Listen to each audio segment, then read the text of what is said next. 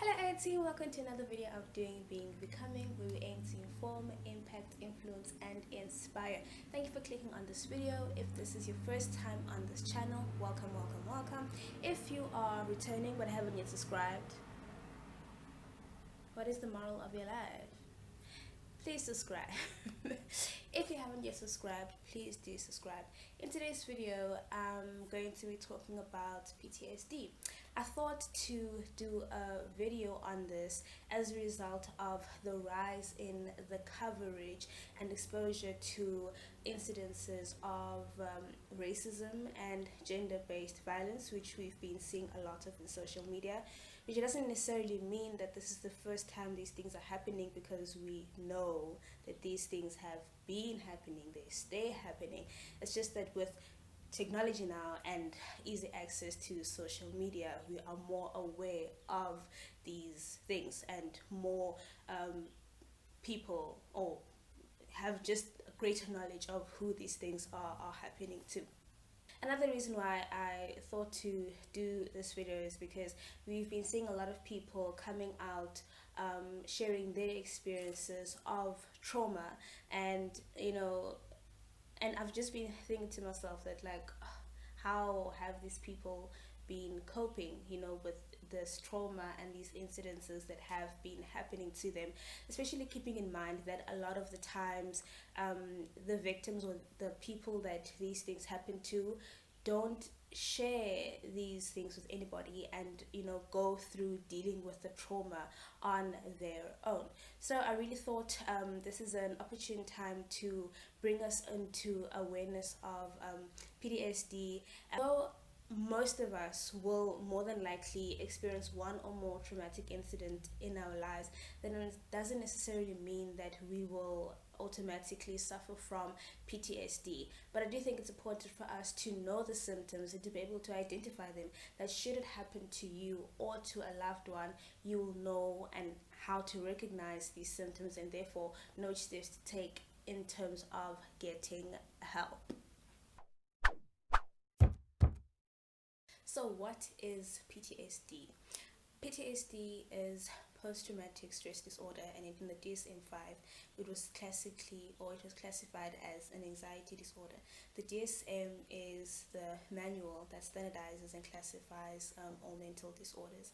So in the current DSM-5, it is classified as trauma or stressor related disorder. So PTSD is then the onset of psychiatric symptoms after or as a result of a traumatic experience. So exposure is considered either you experiencing a traumatic incident, being the witness of a traumatic incident, hearing of a traumatic incident that happened to a family member or to a close friend, or if you are constantly exposed to details of a traumatic incident. So that would be, for example, a reporter who is constantly covering gender-based violence, human trafficking, and traumatic incidences of that nature. So trauma then is considered anything that can range from a threat, or actually experiencing a sexual trauma, being threatened by, or actually experiencing physical trauma, motor vehicle accident, natural disasters can also be a traumatic incident. The death of a loved one can also be a trauma, especially if the death was unexpected or unnatural. That can also constitute as trauma.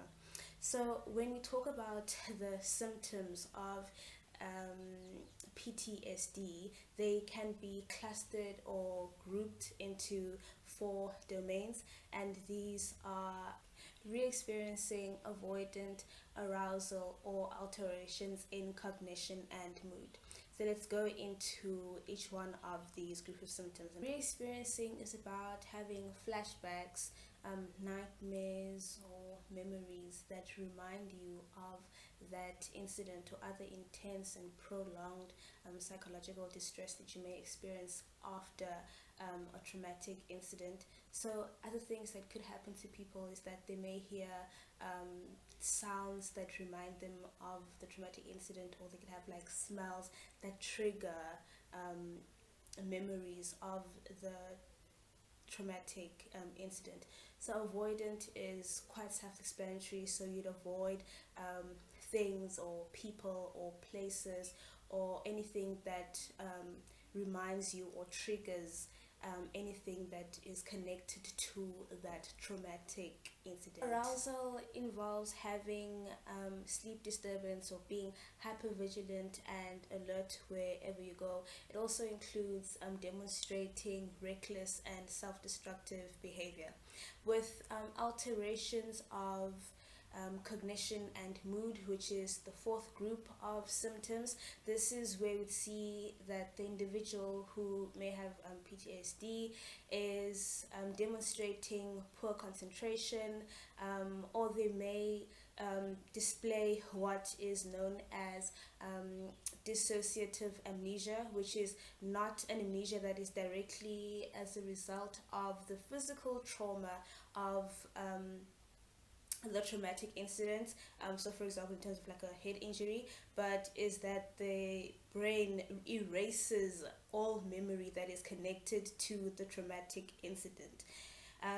They may also display feelings of depression or blame, putting blame on themselves or putting blame on somebody else, and they also have anxiety or panic attacks. Another thing that's worthy to note within this group of symptoms, or people who display this group of symptoms, is that there's also a detachment and a withdrawal from their social relationships, which may be difficult for people who are around them to notice the symptoms and therefore be able to provide them with help. So PTSD is commonly and widely misunderstood, and as a result it often goes misdiagnosed, especially in Black communities where there isn't a lot of knowledge on post-traumatic stress disorder and not a lot of light is shed onto it. People who experience these symptoms often don't know how to cope with these symptoms, and as a result they'd either withdraw socially, or they'd find coping mechanisms that are more of a danger to them than they are of assistance. For example, a lot of people would find their a lot of people would find comfort in drinking alcohol or doing illicit substances. But now that we have a lot more knowledge on what the symptoms may be, it's very important that should someone you know or yourself start displaying these symptoms, that you get help from a healthcare professional to be able to start the journey of healing and of recovery. Treatment may range from CBT, coping strategies, or exposure therapy, which is slowly exposing you to your triggers but in a manner that is not harmful to you. um, group group therapy.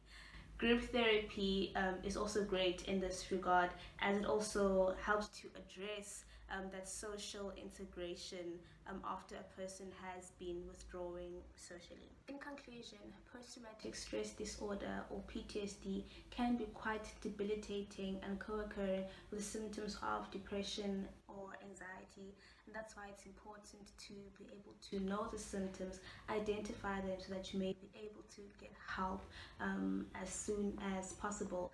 If gone untreated, these symptoms and PTSD can have an effect on your academics, your social life, and the rest of your occupations, which is why it is such a serious disorder, because anything that impairs your function should be given the necessary attention and addressed accordingly.